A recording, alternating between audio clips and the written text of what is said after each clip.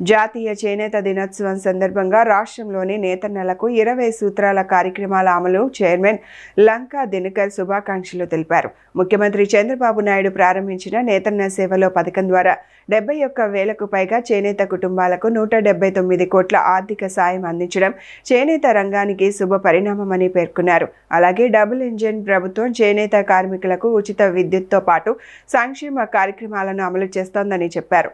చేనేత రంగం సమగ్ర అభివృద్ధికి జీఐ ట్యాగ్ల వేగవంతం, నైపుణ్య అభివృద్ధి, క్లస్టర్ ఆధారిత సంస్థాగత బలోపేతం, ఆరోగ్య రక్షణ, మౌలిక సదుపాయాల కల్పన, ప్రభుత్వ సంస్థల ద్వారా చేనేత ఉత్పత్తుల కొనుగోళ్లను మరింత విస్తరించాలని రాష్ట్ర ప్రభుత్వానికి సూచనలు చేసినట్లు తెలిపారు. చేనేత వస్త్రాలని వినియోగించడంలో, ఖాదీ వస్త్రాలని వినియోగించడంలో మనం ముందుండాలి అని ప్రధానమంత్రి నరేంద్ర మోడీ గారు ఎల్లవేళలా వారు పిలుపు ఇవ్వటము, దాన్ని విధానంగా తీసుకొని ఈ యొక్క దేశంలో కార్యాచరణ తీసుకొని ముందుకు వెళ్ళటం కూడా మనం గమనించవచ్చు. అదేవిధంగా ముఖ్యమంత్రి చంద్రబాబు నాయుడు గారు ఈరోజు బాపట్ల జిల్లా చీరాల అసెంబ్లీ కాన్స్టిట్యున్సీలోని వేటపాలెం వద్ద ఈరోజు నేతన్న సేవలో ద ప్రోగ్రాం ఏదైతే ఉందో ఆ కార్యక్రమాన్ని ప్రారంభించడం, దానిలో భాగంగా 71,536 మంది చేనేత రంగాల్లో ఆధారపడి జీవిస్తున్నటువంటి కుటుంబాలకి 25,000 రూపాయలు చొప్పున నేరుగా నగదు బదిలీ కింద రాష్ట్ర వ్యాప్తంగా 179 కోట్ల రూపాయలు వారి వారి ఖాతాల్లో జమ చేయడం జరుగుతూ ఉంది.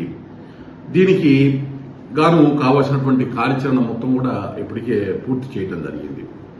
అదేవిధంగా ఇప్పటికే రాష్ట్ర ప్రభుత్వం డబుల్ ఇంజన్ సర్కార్ నేతృత్వంలో 62,541 మంది చేనేతతోటి ఏదైతే మగ్గాలు తోటి నేస్తున్నారో వారందరికీ 200 యూనిట్ల మేరకు విద్యుత్ శక్తిని రాష్ట్ర ప్రభుత్వం ఉచితంగా అందిస్తూ ఉంది.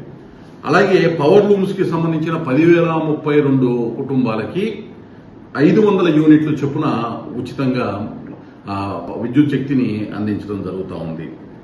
నేను ఏదైతే 20 సూత్రాల కార్యక్రమాలు అమలు చేయమనిగా ముఖ్యమంత్రి గారికి నిన్న వారికి నా యొక్క కార్యాచరణ నివేదిక గత 22 నెలల్లో ఏం చేశామనే విషయాన్ని తెలియజేస్తూ, కోడుమూరు అలాగే మదనపల్లిలో చేనేత కార్మికులకు కానీ చేనేత రంగంలో ఉన్నటువంటి వారి యొక్క గృహాలకు కానీ వారు మగ్గాల దగ్గరికి వెళ్లి పర్యవేక్షించి వారు ఏది క్షేత్రస్థాయిలో ఏ విధమైనటువంటి ఇబ్బందులు ఎదుర్కొంటున్నారో అంశాలన్నీ పరిశీలించి దాన్ని ఒక నివేదిక రూపంలో నేను ముఖ్యమంత్రి గారికి గతంలో పంపించడం జరిగింది. దాన్ని సంబంధిత శాఖ వారికి దాన్ని ముఖ్యమంత్రి గారు దాని మీద తగు నిర్ణయాలు తీసుకొని పంపించడం జరిగింది.